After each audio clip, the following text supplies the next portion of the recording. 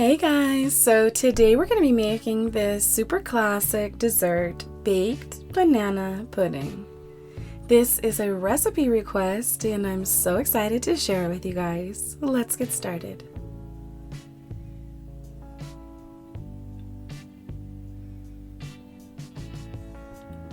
The first step is making our cookies. So we are going to have our flour and some salt in our bowl, and we're going to whisk these together and then set them to the side.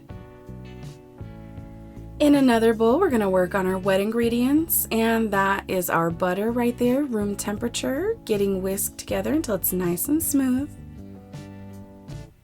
Then we're going to add our powdered sugar and whisk that together until it's nice and smooth. Basically, you're going to add everything to the bowl in steps and then whisk it until it's nice and smooth, guys. Now we're going to go in with our egg whites, and it's very important that your egg whites are room temperature.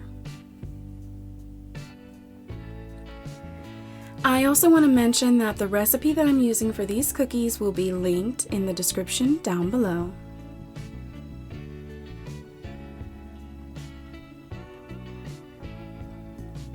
Once you get the egg whites whipped in nice and smooth, we're going to add in our whole egg.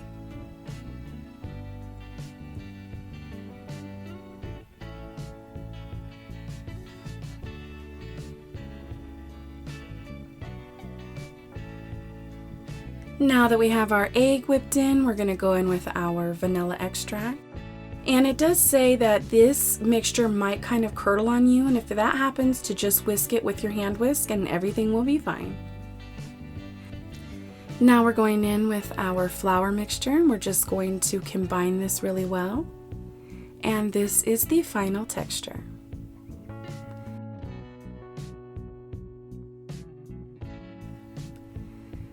Next, we're going to transfer our cookie dough into either a piping bag or a Ziploc bag and cut the edge off. My piping skills are not the best, guys, but basically you just want to pipe these in 1 to 2 or 3 teaspoon sizes, and then you want to level them out with a knife.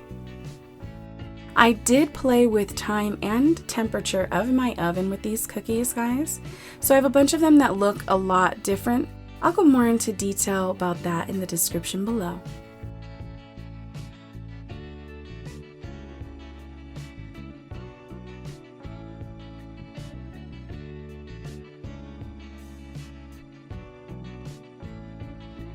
Now we're working on our pudding. So in our pan, we're going to be putting our milk and cream mixture, our egg yolks, our brown sugar, our salt, and our cornstarch. And we are going to whisk this all together. There is no heat under this pan at the moment, guys.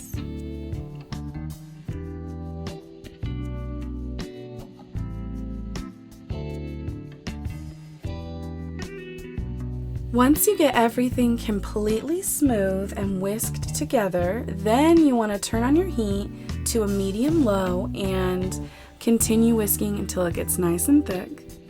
Then about halfway through, remember that you forgot to put in a shot of alcohol.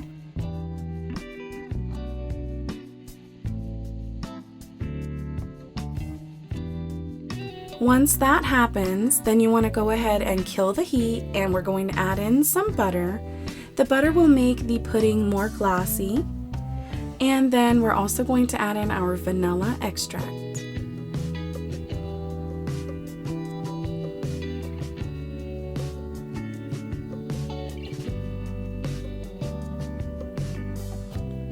Once we get that all combined, we're going to take out an insurance policy and sieve our pudding, making sure that there is no lumps left behind, guys. This is what your final pudding will look like. Keep in mind that if you chill this pudding, it will thicken up.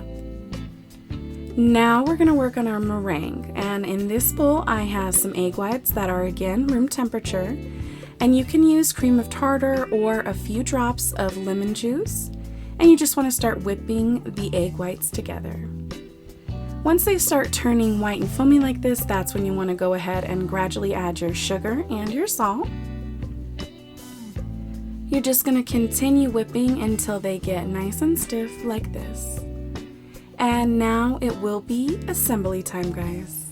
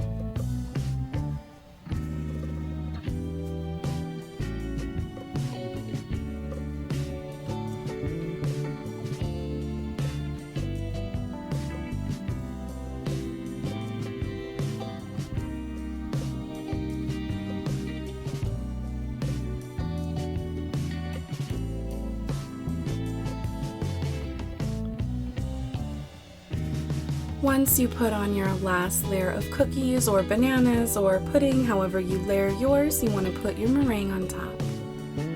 Go ahead and smooth it out so that you know you've got the whole surface covered, and then you want to tap it with the spatula to give it some kind of texture. You don't want that going in the oven smooth, otherwise it won't be pretty. I highly recommend that you clean up the edges before this goes into the oven, 400 degrees for about 10 to 15 minutes. This is what mine looked like when it came out of the oven, and I was so proud of this baked banana pudding, you guys. It was so delicious, and I'm so grateful to you, you know who you are, for recommending this dish. I hope you guys enjoy. This can be served both hot or cold, although I did prefer it warm.